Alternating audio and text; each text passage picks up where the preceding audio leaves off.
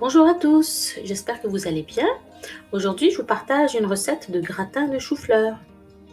Hello everyone, I hope you're doing good today. I'm going to be sharing my cauliflower gratin recipe today. Super easy.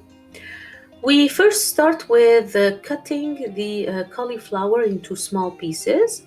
We boil it for 15 to 20 minutes. In the water, add some salt and vinegar. Donc on commence par nettoyer le chou-fleur, le couper en petits bouquets. On fait bouillir pendant 15 à 20 minutes. On ajoute dans l'eau de cuisson du sel et du vinaigre. Le vinaigre va arrêter les odeurs en fait de se propager dans la maison. We'll prepare the bechamel sauce. So super easy. Bechamel sauce is 1 tablespoon of butter, 1 tablespoon of flour, and a cup of milk. You can double the quantities if you want more bechamel sauce. You mix everything over medium heat and you add salt and pepper.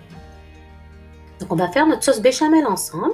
La sauce béchamel, c'est une cuillère à soupe de beurre, une cuillère à soupe de farine. On mélange bien et on rajoute une tasse ou un verre de lait, sel et poivre.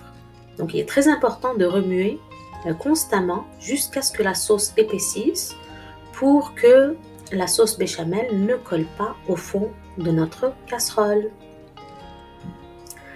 So when you see that your sauce has thickened, it's smooth. The end result is a very smooth sauce. We will add it over our cauliflower. So we will be using a pan or a casserole dish, a pan that you could put in the oven. I will pour the bechamel sauce over the cauliflower. I will add some cheese. I'm using mozzarella. You could use cheddar as well, or parmesan.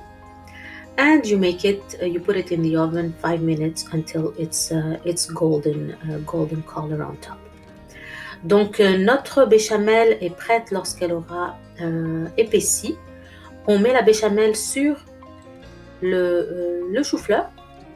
On rajoute le fromage de notre choix et on met au four pendant 5 minutes pour que ça gratine bien. So that's it. This recipe is ideal for a meatless dinner. It's vegetarian, so I hope you'll try it and you'll enjoy it. You could also replace the cauliflower by other vegetables if you'd like. Donc, ce plat est végétarien, servi en entrée ou en dîner léger. J'espère que vous allez essayer la recette et que vous allez l'apprécier. Au revoir et à très bientôt pour une prochaine recette. Bye everyone!